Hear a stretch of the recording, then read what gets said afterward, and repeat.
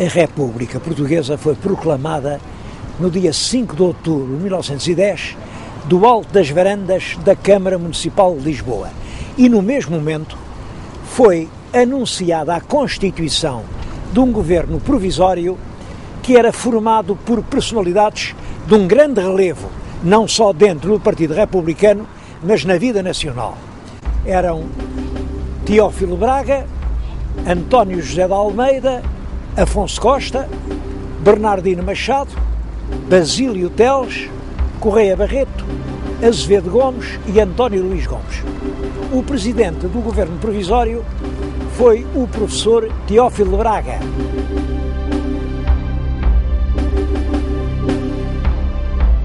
A República era contra o rei, era contra a Igreja, mas não tinha assim projetos concretos. Em 28 de maio de 1911 fazem-se as eleições para a Assembleia Nacional Constituinte.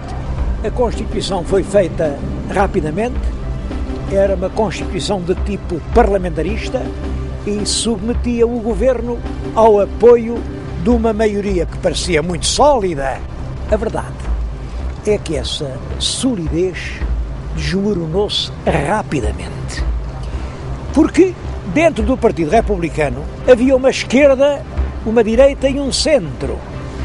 O chefe da esquerda, do verdadeiro e autêntico Partido Republicano, era um vulto de grande prestígio, o Dr. Afonso Costa. O centro entendia que o que era preciso era unir, era não separar, e tinha como chefe um grande proprietário alentejano, que era o Dr. Brito Camacho. Os que eram da direita diziam que eram evolucionistas.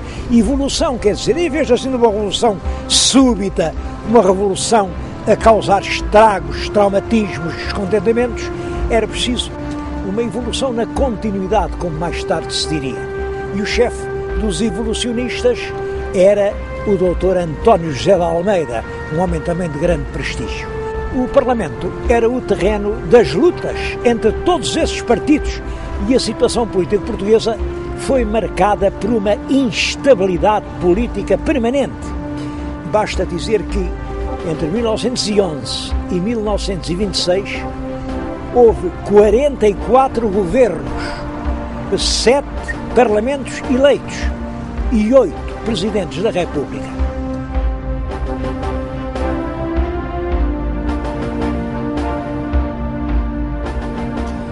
De todos os governos da Primeira República, o que deixou uma obra mais importante foi o primeiro governo, o governo provisório. Bom, e isso porque esse governo não tinha que enfrentar uma oposição parlamentar. Ainda não havia um parlamento, ainda não estava decretada a Constituição, mas funcionava a Assembleia Constituinte. É desse tempo a Lei de Família, que vem reconhecer os direitos dos filhos ilegítimos, a Lei do Registro Civil, que permite o casamento sem intervenção da Igreja, a Lei do Divórcio, a Lei da Separação da Igreja e do Estado, que veio consagrar a ideia de que o Estado é laico e a Igreja é uma instituição livre, mas privada, e que, portanto, tem de se bastar a si própria sem o apoio do Estado.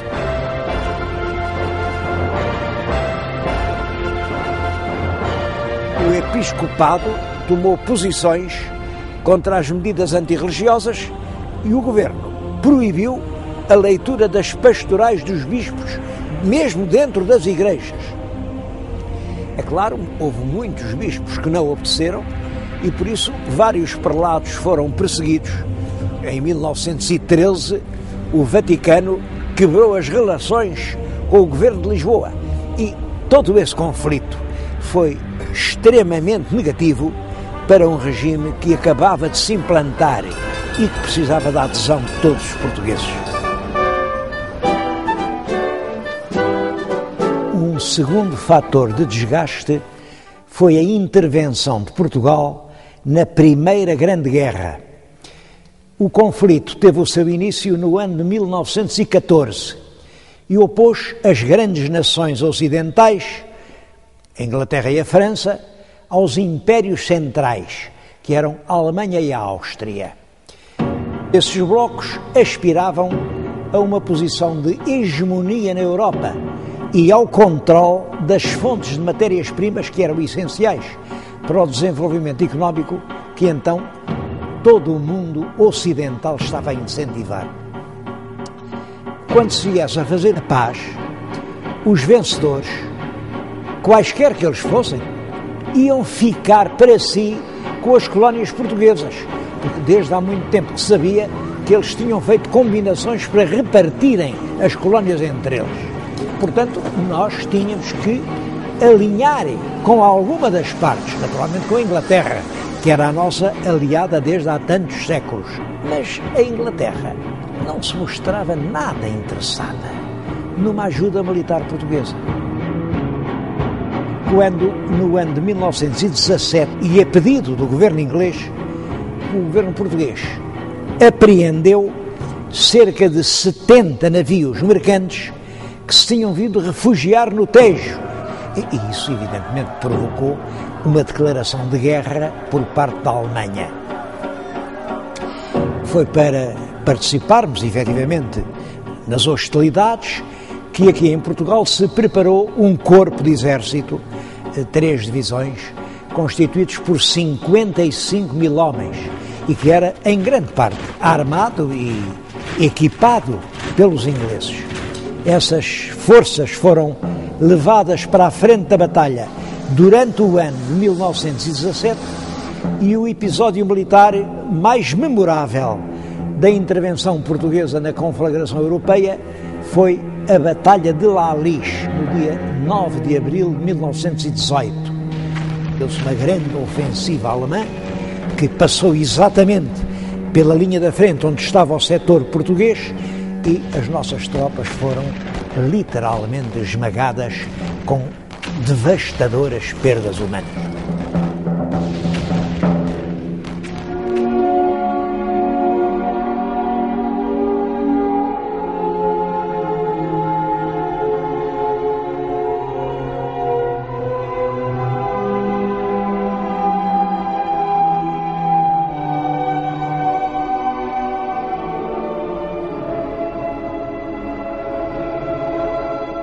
Foi nesse momento de grande ansiedade moral que se registaram as aparições de Fátima, que começaram no dia 13 de maio do ano de 1917.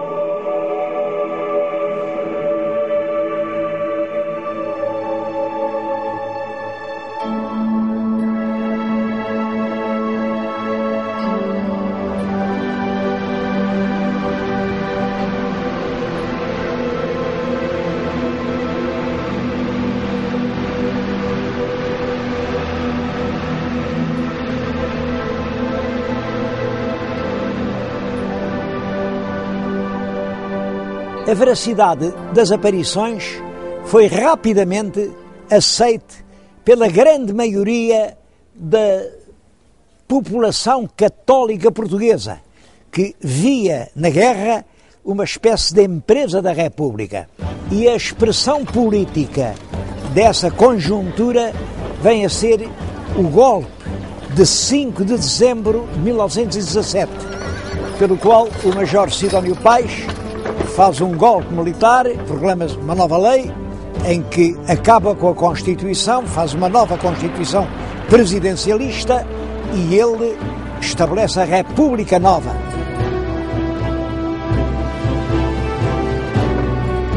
As características da República Nova é um regime em que se mantém realmente a forma republicana, mas uma forma republicana apoiada nos grandes setores da maioria conservadora do país. A verdade é que a República Nova não durou muito tempo. Passado cerca de um ano, Sidónio Pais foi assassinado na estação do Rossio e assim acabou esse efêmero regime.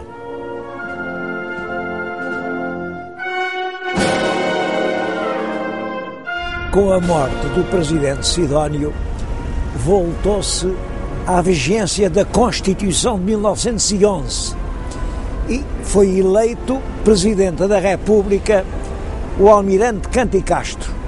mas não tardou que se regressasse ao clima de instabilidade partidária.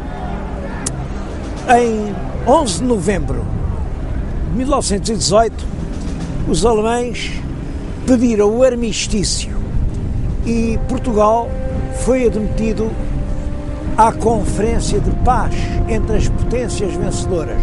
Mas a verdade é que o pós-guerra teve consequências muito graves na economia do nosso país. Houve uma inflação galopante que reduziu rapidamente a nada as economias da classe média, um empobrecimento geral, as greves constantes, a ação dos revolucionários civis que usavam como armas bombas artesanais, aqueles que chamavam artilharia civil, a intervenção frequente dos militares nas chamadas revoluções, que eram revoltas geralmente sufocadas, instalaram nas classes médias que estavam em crise uma aspiração geral de ordem e de maior eficiência governativa.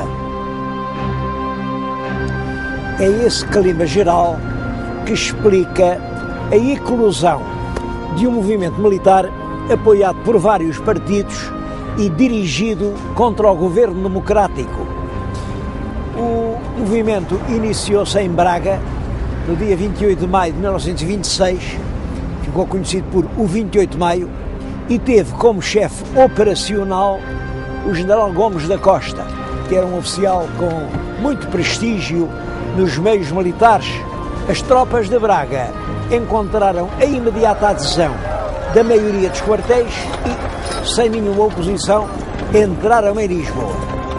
O general Gomes da Costa assumiu a presidência da República, mandou encerrar o Parlamento e iniciou-se assim uma ditadura militar que iria durar até 1933.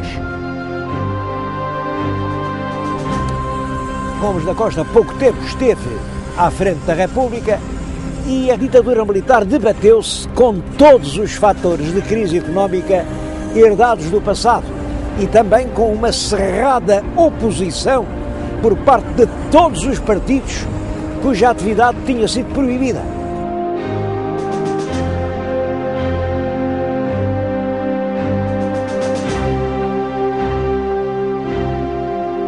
O problema financeiro era especialmente agudo, porque o recurso aos empréstimos na banca estrangeira era dificultado em 1928 pela ação dos imigrantes políticos que protestavam lá que Portugal não satisfaria as responsabilidades de qualquer empréstimo que fosse contraído, visto que o país não estava em plena legalidade democrática.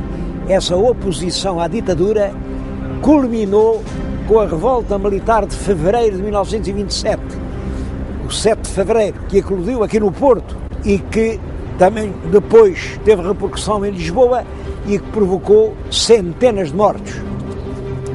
Todos os oficiais comprometidos nessa revolta foram exilados, uns para a Ilha da Madeira, outros para os Açores, Cabo Verde e Angola.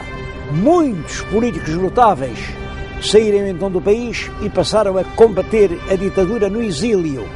Mas, entretanto, agravava-se fortemente a situação financeira. E foi a urgência desses problemas que levou os militares da ditadura a chamar para a pasta das finanças um professor da Universidade de Coimbra, o Dr. António de Oliveira Salazar, que era um vulto muito ligado aos meios católicos da universidade.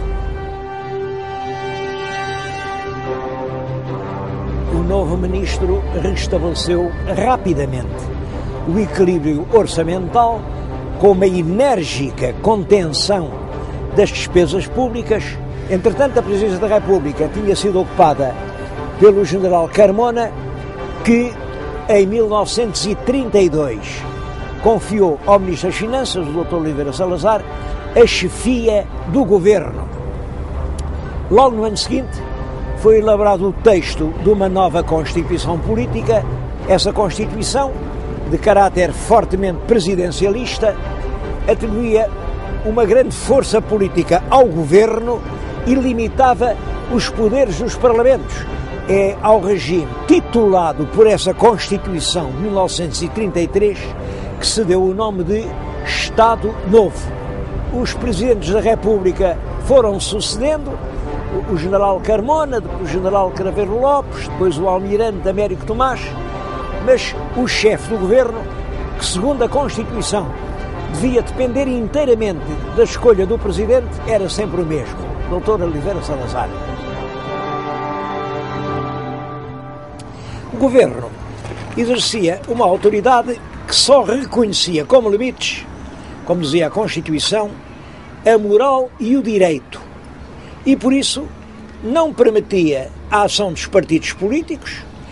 Existia uma polícia política que impedia toda a atividade partidária e que era especialmente severa na repressão das atividades do Partido Comunista.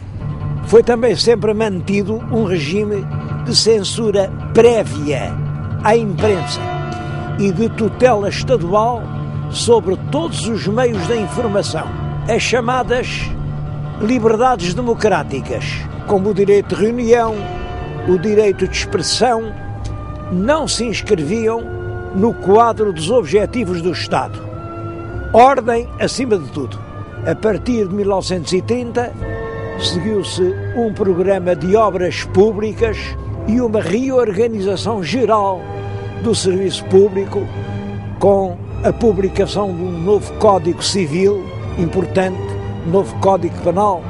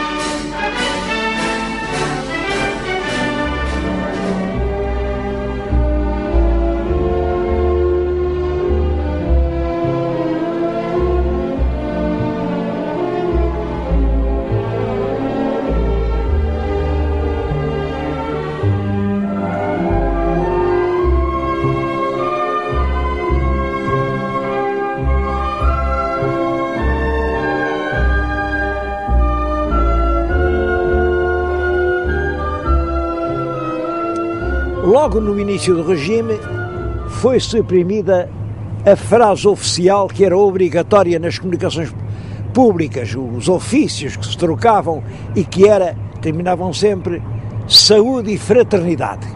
Bom, isso foi suprimido e, em vez disso, mandou-se escrever a bem da nação. De acordo com esse nacionalismo, foi limitada a entrada de capitais estrangeiros,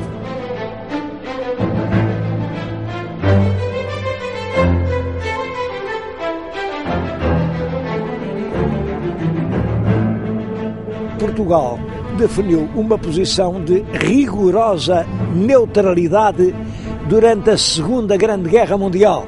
As autoridades políticas portuguesas alcançaram com isso momentos de grande prestígio e, no pós-guerra, Portugal recusou as ajudas do Plano Marshall, porque se considerou que essas ajudas eram, de certo modo, incompatíveis com a soberania nacional.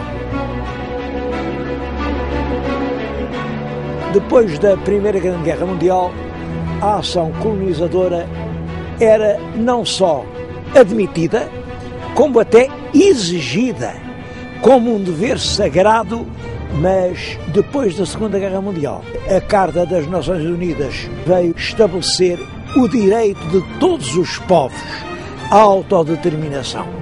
É claro, perante essas exigências, Portugal assumiu a atitude de dizer que não tinha colónias e que os seus territórios do ultramar eram partes integrantes do conjunto nacional. Naturalmente que essa posição integracionista do governo português não foi reconhecida pela comunidade das nações. Pelo contrário, desencadeou uma forte hostilidade.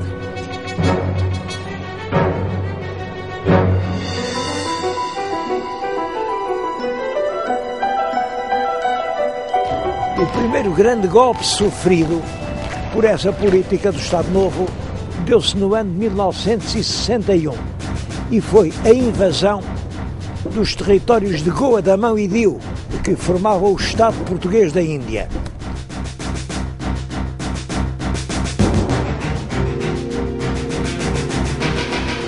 Nesse mesmo ano, 61, iniciou-se em Angola um movimento de guerrilha que nos anos seguintes se verificou também nos territórios da Guiné e de Moçambique.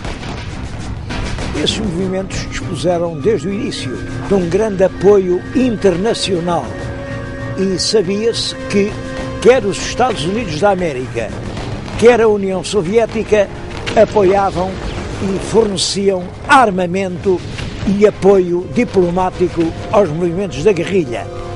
Isto criava a Portugal uma situação extremamente difícil.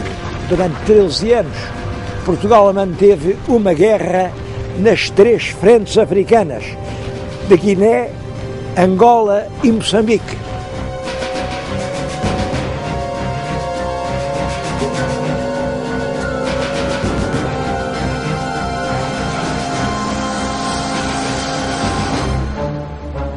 Os planos quinquenais de fomento continuaram a ser executados com regularidade e os números indicadores do desenvolvimento económico português, sobretudo no setor industrial, mantinham-se muito elevados, quando, no ano de 1969, o Presidente do Conselho de Ministros foi inutilizado por doença.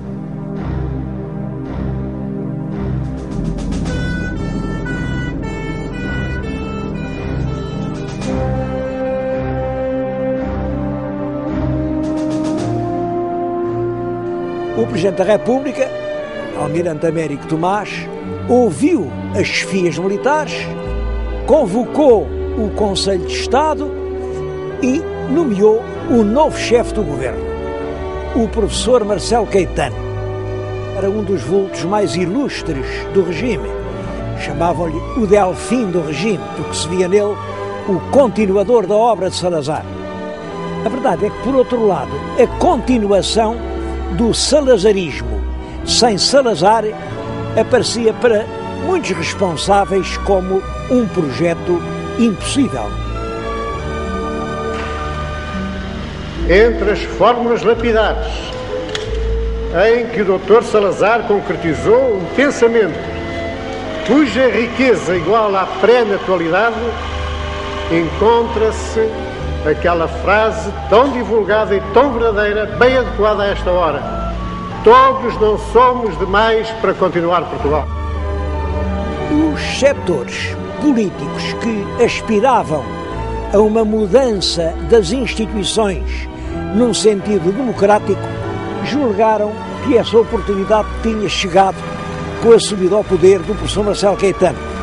Foi essa ilusão que deu origem à expressão a primavera marcelista, uma expressão que fez carreira, e muitos políticos confiaram que o novo chefe do governo ia restabelecer a política dos partidos, ia acabar com a polícia política, ia pôr termo à censura prévia, ia, sobretudo, acabar com a guerra do ultramar, dando independência às províncias ultramarinas. Marcelo Caetano mostrou sempre, em relação a todos esses problemas, uma posição cautelosa e ambígua, e adotou como lema do seu governo esta frase: evolução na continuidade. Mas os governantes têm de ponderar as repercussões das questões umas nas outras. são forçados a encarar os vários aspectos de cada caso, porque as resoluções que derem às questões vão de ajustar-se ao interesse geral. Eis o que eu gostaria de ver compreendido pela generalidade dos portugueses. Marcelo Caetano pretendeu, até ao fim, manter o apoio dos partidários da continuidade, que eram todos os quadros políticos do antigo regime, e, ao mesmo tempo, ter por si os defensores da mudança, que eram representados pelos expoentes das correntes progressista e democrática. Sob o ponto de vista material, o país continuou o ritmo de progresso que vinha desde as décadas anteriores. E são, em especial, da responsabilidade do Dr. Marcelo Caetano, alguns projetos ambiciosos e grandiosos, como a barragem da Cabora Bassa, que devia ser a maior central hidroelétrica de toda a África. O polo industrial Sines, que foi planeado para refinar as ramas do petróleo de Cabinda, tornando-se assim um dos grandes centros energéticos da Europa.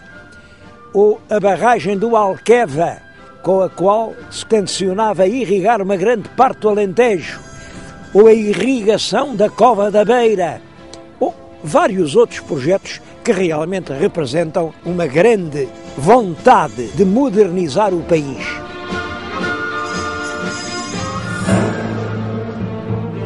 Mas, entretanto, continuava por resolver o problema ultramarino.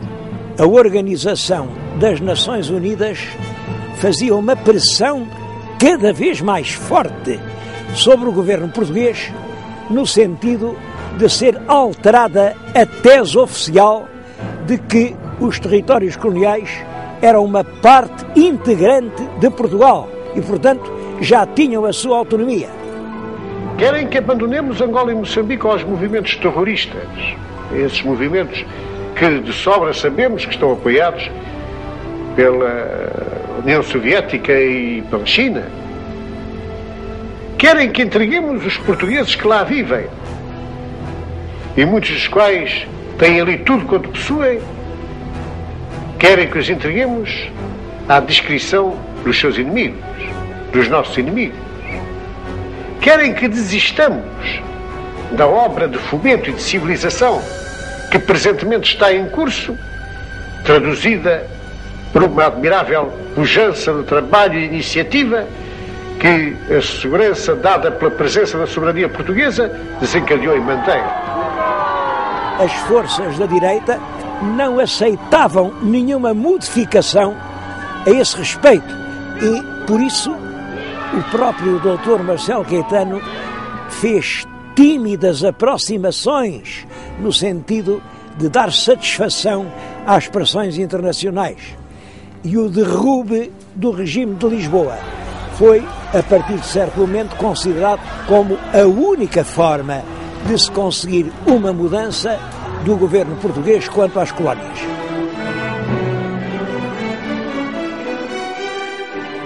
Por outro lado, as correntes da opinião católica, que até então tinham estado de alma e coração com o regime, abriam agora brechas importantes que se revelaram, por exemplo, no episódio das vigílias da Capela do Rato, que eram ações religiosas de cunho político e que a PIDE considerou subversivas e que, por isso, prendeu as pessoas que as tinham organizado. O governo, a certa altura, quis integrar nos quadros permanentes os oficiais milicianos que tinham feito ou estavam ainda a fazer a Guerra da África. Mas, é claro, os oficiais do quadro permanente eram os que tinham feito os cursos da Academia Militar, opuseram-se e foi assim que nasceu aquilo que se chamou o movimento dos capitães. Esse movimento começa por ter objetivos essencialmente de defesa da carreira militar, mas rapidamente assume o caráter de uma contestação política ao regime. A posição do próprio chefe do governo, o professor Marcelo Caetano, era de perplexidade. Ele, em março de 1974, tentou renunciar ao seu cargo e apresentou formalmente um pedido de demissão ao Presidente da República.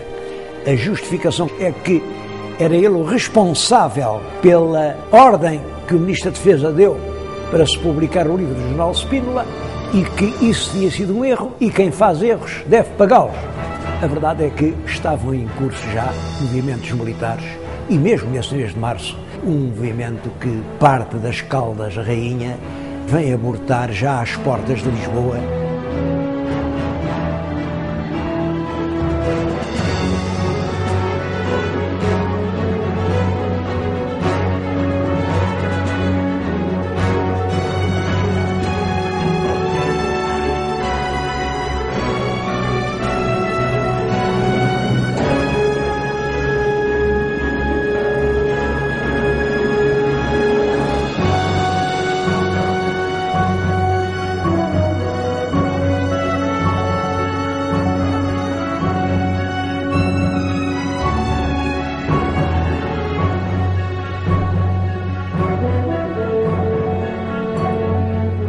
Em 25 de abril de 1974, deflagrou, por fim, um amplo movimento das Forças Armadas que se apoderou do governo sem necessidade de travar um único tiro.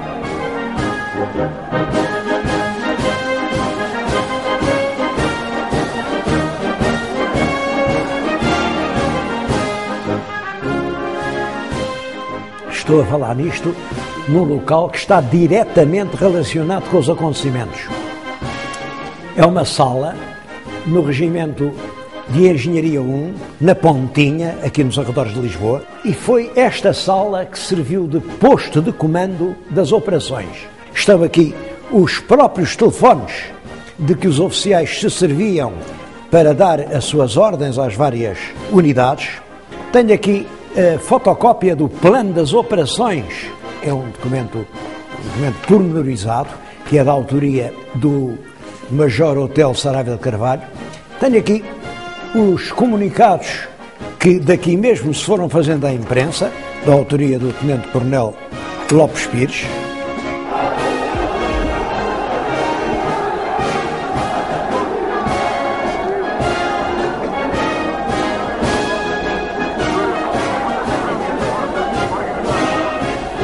O São Marcelo Caetano foi-se meter no quartel da Guarda Republicana do Largo do Carmo.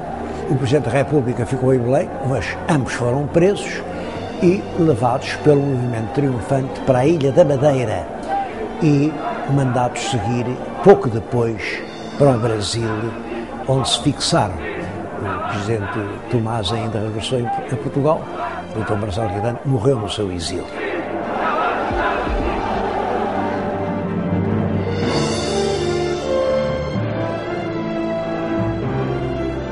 Entretanto, o poder foi assumido aqui por uma junta de salvação nacional que era presidida pelo general António Spínola, antigo governador-geral da Guiné.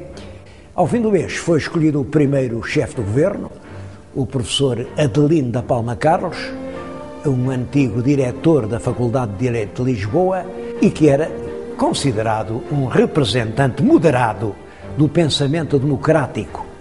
Mas a autoridade do governo foi, desde o início, partilhada pelo MFA, Movimento das Forças Armadas, que aglutinava os militares que reivindicavam uma posição importante na revolução que eles próprios tinham feito. As forças de esquerda eram lideradas pelo Partido Comunista e vieram a criar o conceito de Aliança Povo-MFA.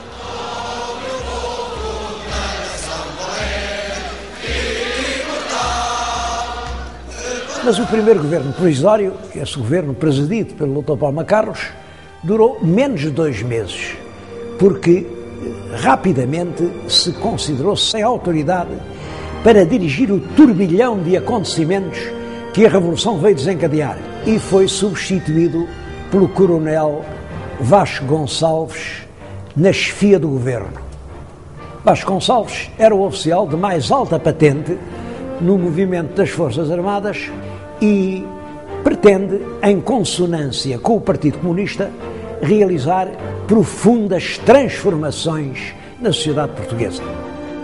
Mas a tendência moderadora e conservadora do general Spínola foi rapidamente ultrapassada. Em 30 de setembro de 1974, portanto, poucos meses depois da Revolução, Spínola faz perante as câmaras da televisão esta declaração dramática. Nestas condições e perante a total impossibilidade de, no atual clima, se construir uma democracia autêntica ao serviço da paz e do progresso do país, renuncio ao cargo de Presidente da República.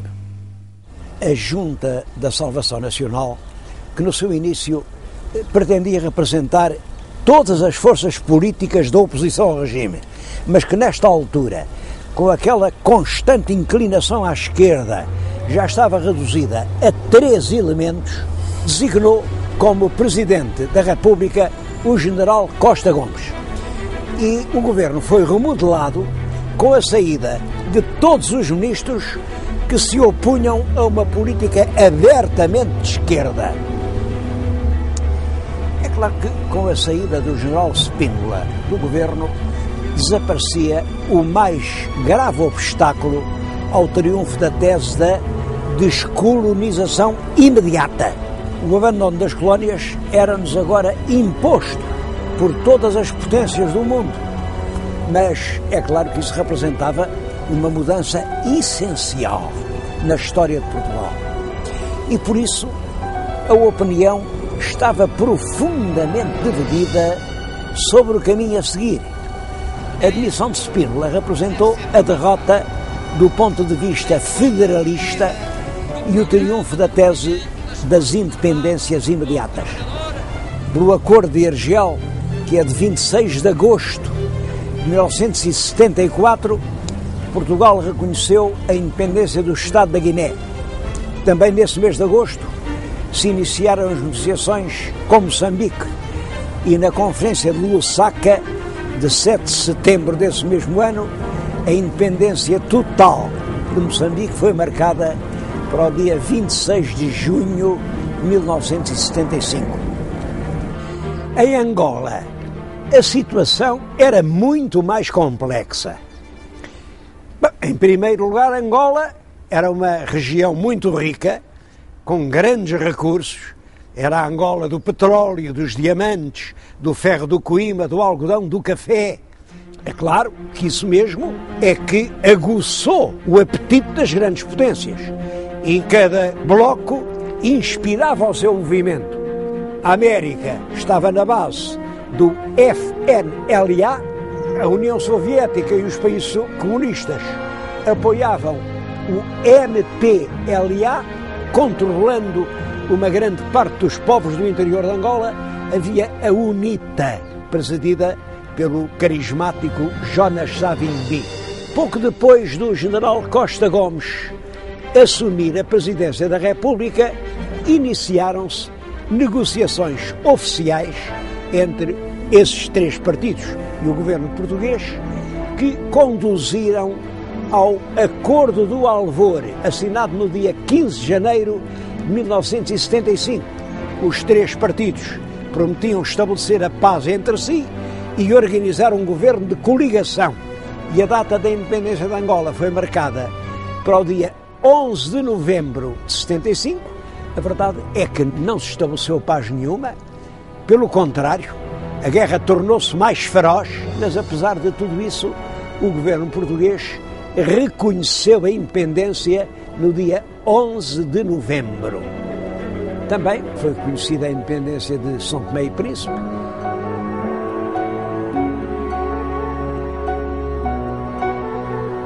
Esse processo da independência dos domínios ultramarinos teve alguns momentos muito dolorosos. Um deles é o da independência de Timor. O governo português reconheceu a independência a um partido político, a Fretilin, e isso provocou uma invasão pelo exército indonésio. O governo português nunca reconheceu essa situação, a Fretilin também não, e dirigida por um líder nacional, Xanana Guzmão, manteve um movimento de guerrilha enérgico até que, no ano de 2001, foi reconhecida a independência de Timor-Leste.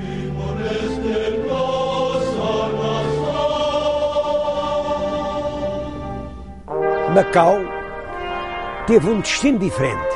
Portugal veio a transferir a soberania do território para a República Popular da China no dia 19 de dezembro de 1999. É realmente o último ato da liquidação do Império. Mas essa operação foi conduzida sempre com paz, através de meios diplomáticos e com um respeito mútuo.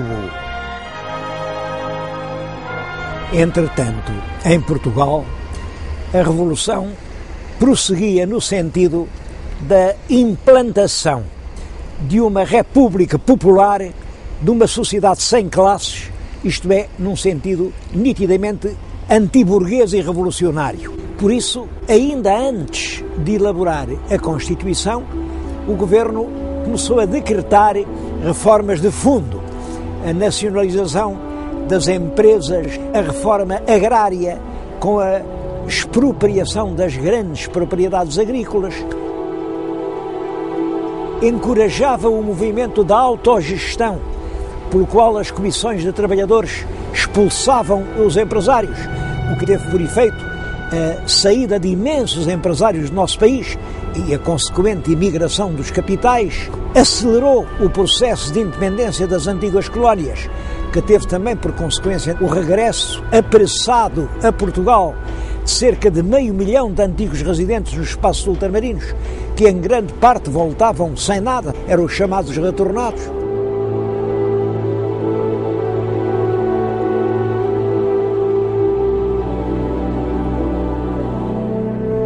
O problema da pluralidade ou unidade sindical conduziu depressa à ruptura da aliança entre o Partido Socialista e o Partido Comunista. Dizia-se que se preparava uma matança da Páscoa, com a execução sumária de 1.500 pessoas.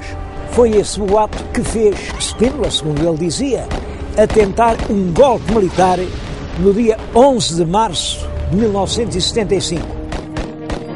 Aqui quem dá ordens no país é o Presidente da República, é o Primeiro-Ministro, é o Abel Saraiva de Carvalho e é o Chefe de Estado-Maior-Geral. Mas a operação falhou e acentuaram-se, a partir de 11 de março, a nacionalização da banca, de todas as companhias de seguros, a dissolução da Junta de Salvação Nacional e do Conselho de Estado, e todos os poderes passaram a ser exercidos por um Conselho da Revolução, que foi criado em 14 de março de 1975, mas cerca de um mês depois realizam-se as primeiras eleições para a Assembleia Constituinte. E os resultados dessas eleições vieram a alterar completamente o panorama político português.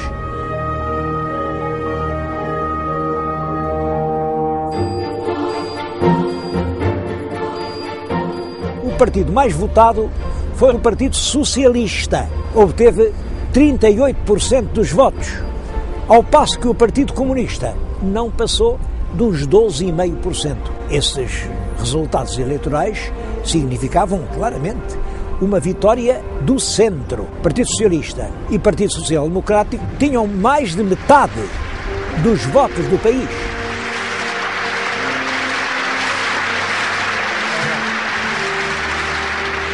O governo pretende utilizar os últimos meses de governação para fazer a revolução que estava no seu projeto. Mas o triunfo eleitoral do mês de abril tinha dado ao Partido Socialista uma enorme força política.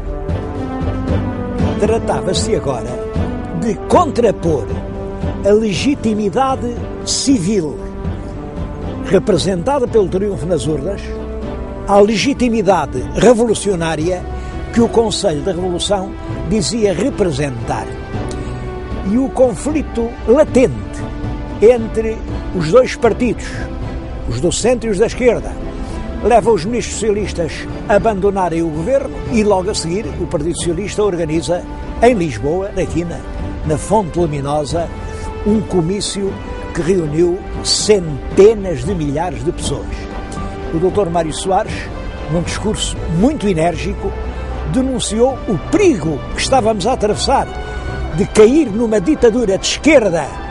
Podem estar certos que marcharemos em frente no caminho da revolução, no caminho do socialismo, mas mantendo os direitos da pessoa humana, mas mantendo as liberdades, mas mantendo a democracia.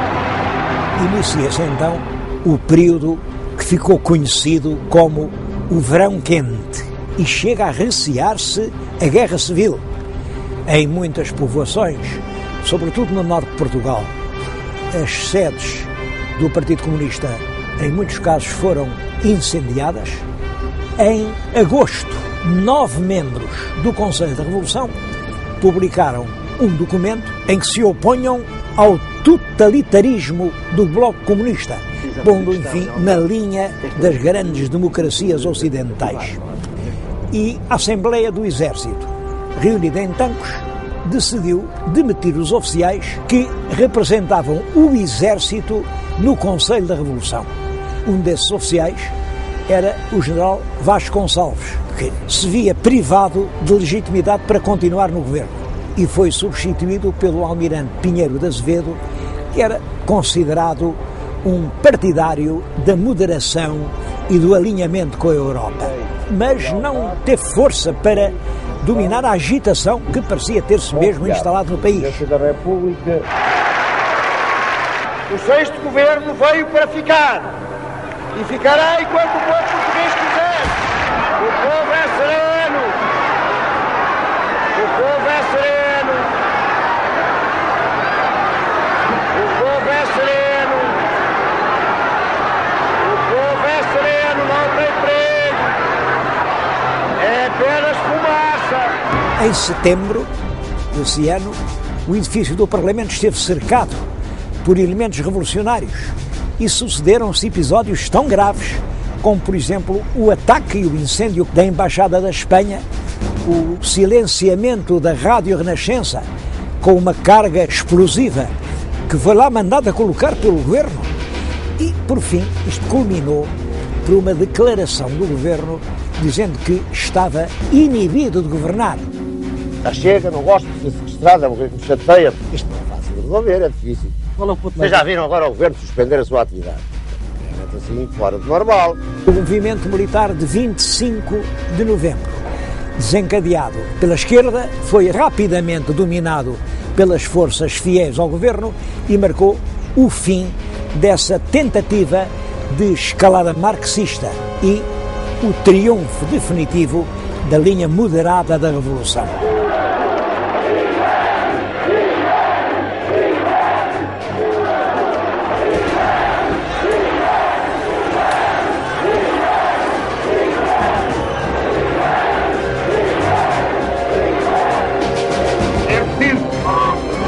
Não temos verde. Foi, portanto, já num clima de normalidade que se fez a eleição do Presidente da República, General Ramalho Yanes. A beleza com que o povo português soube responder a todas as situações ditatoriais, a sua determinação de viver a liberdade e a paz, demonstraram a justeza do programa do MFA e a firme adesão do povo português à sua mensagem, que em 25 de novembro de 75 ficou de novo claramente expressa. As duas realidades históricas mais importantes na primeira década do novo regime foram, em primeiro lugar, o relevo dado ao poder local, com a transferência de uma grande parte das receitas públicas para as câmaras municipais. É claro que isto permitiu uma revalorização importante da vida local. O segundo facto é a entrada de Portugal na Comunidade Económica Europeia. A candidatura tinha sido formalmente apresentada em 1977 e, a partir daí, todos os governos reconheciam que, após a liquidação do nosso ultramar, a vida económica portuguesa exigia um relacionamento muito mais estreito com a Europa.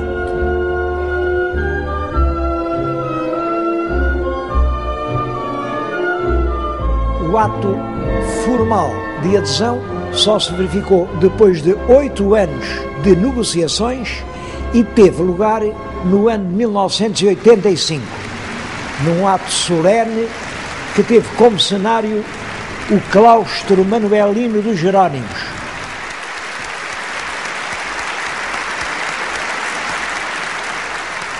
Isso também tem interesse porque revela que o governo pretendeu chamar a atenção para o caráter histórico daquela cerimónia.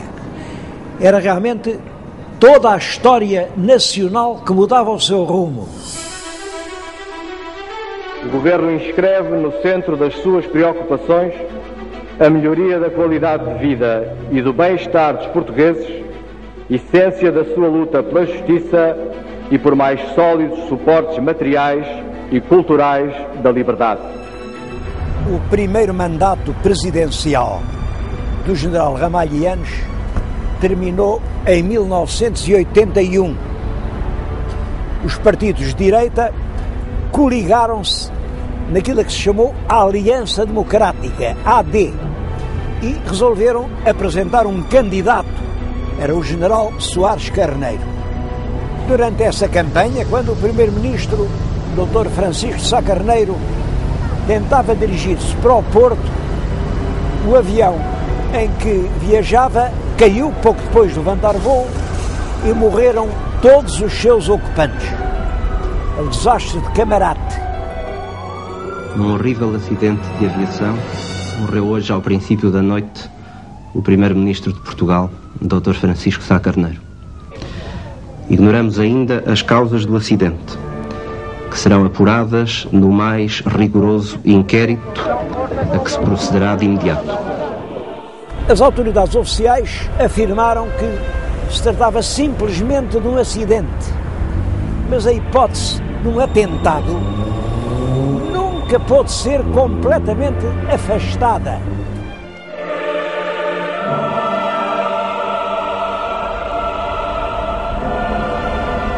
O desastre emocionou todo o país, mas nas eleições o general Ramalhianes foi reeleito logo à primeira volta por uma grande maioria.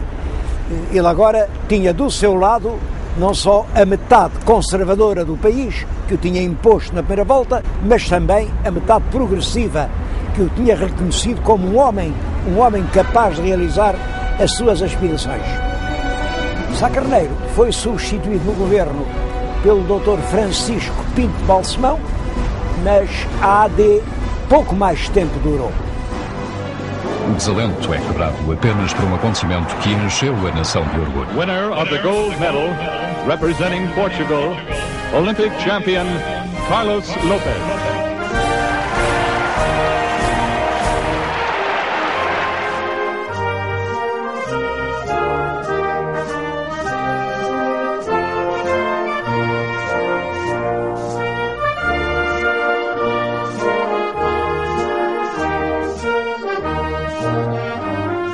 Um outro facto importante, logo no ano seguinte, é que em 1982 se fez a primeira revisão constitucional.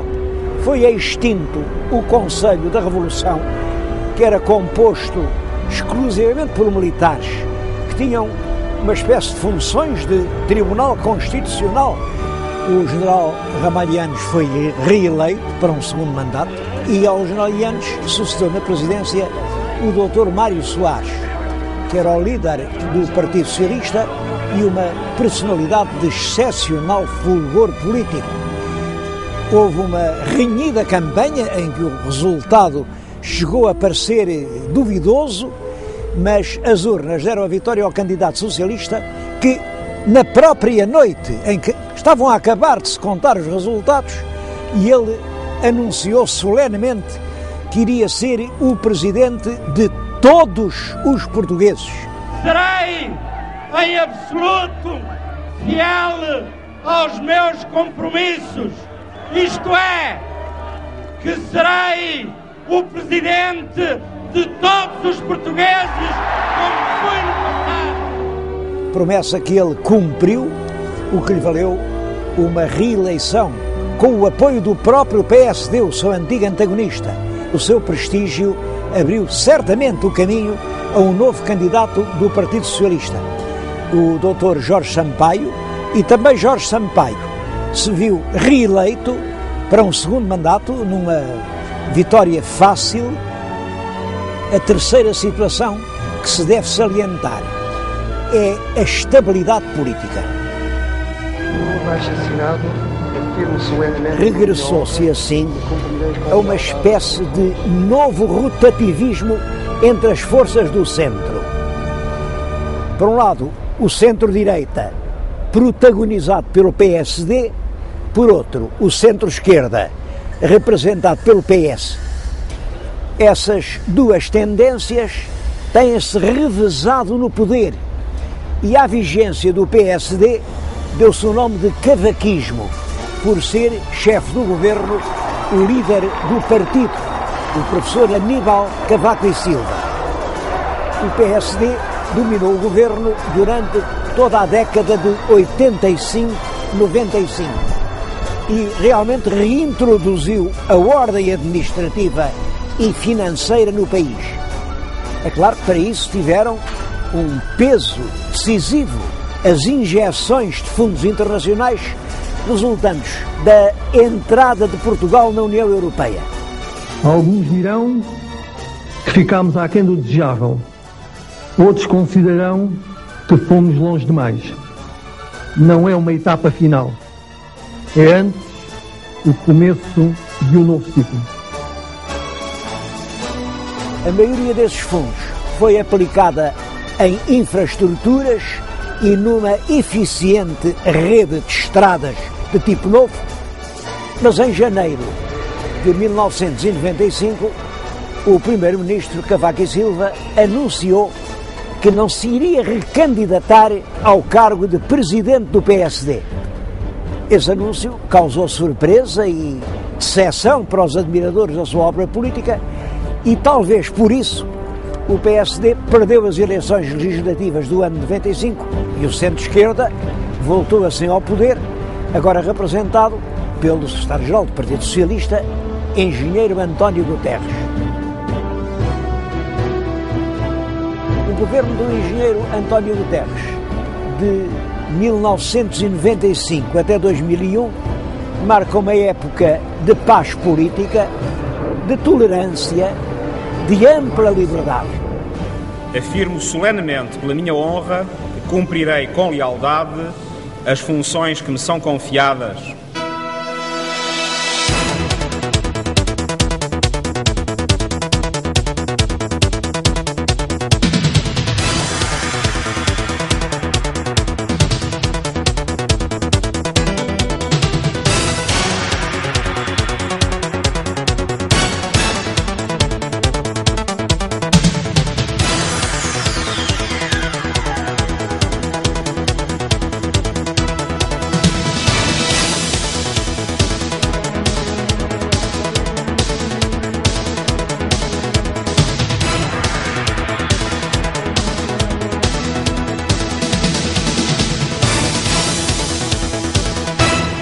O abrandamento das forças económicas refletiu-se nas finanças públicas e obrigou o governo a sucessivos orçamentos retificativos, com derrapagens orçamentais que refletiam uma crescente perda do vigor do Estado, que não conseguia impor os seus próprios orçamentos.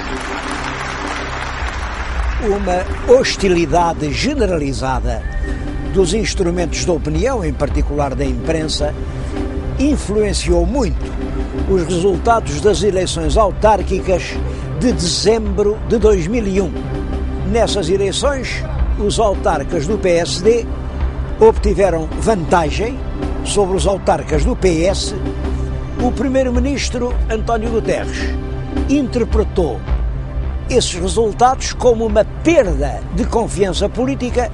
Por isso mesmo, pedirei ao Sr. Presidente da República que me receba para lhe apresentar o meu pedido de demissão das funções de Primeiro-Ministro, querendo com isto contribuir para a criação de uma situação que permita um pleno restabelecimento da confiança entre governantes e governados.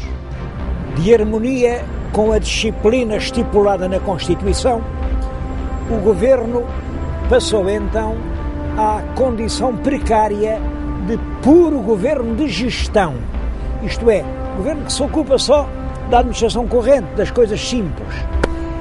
E é durante esse período do governo de gestão que Portugal conhece uma das mudanças mais visíveis de todo o seu processo histórico. O escudo, que era a moeda nacional desde 1911, é substituído pelo euro desde o dia 1 de janeiro de 2002.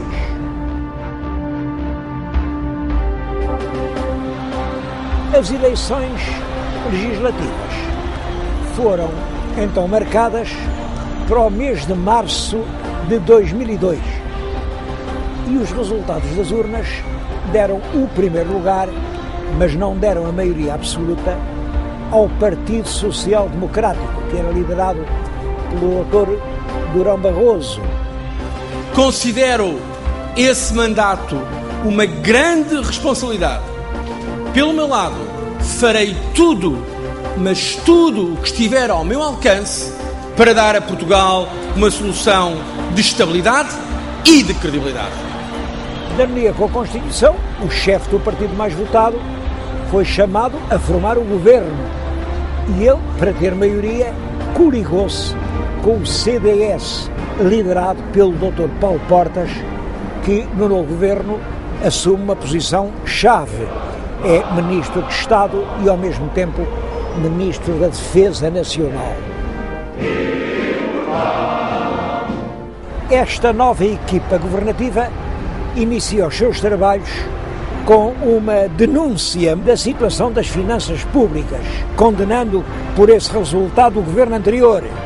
Nós vamos levar a cabo a redução do IRC de 30% para 20% até 2004. Vamos fazê-lo. E se não o fazemos agora é apenas por uma razão muito simples. É pela situação em que os senhores deixaram o país. Sr. Deputado, os senhores deixaram Portugal de tanga.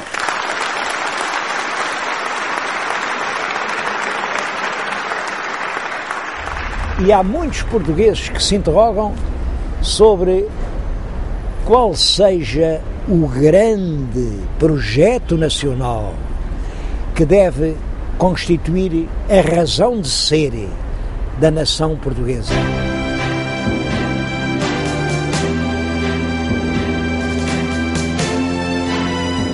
Há quase 1000 anos que se construíram as primeiras muralhas deste castelo e faz precisamente 863 anos que foi o Tratado de Samora, que, como sabem, é a data a partir da qual se considera que Portugal é uma nação independente.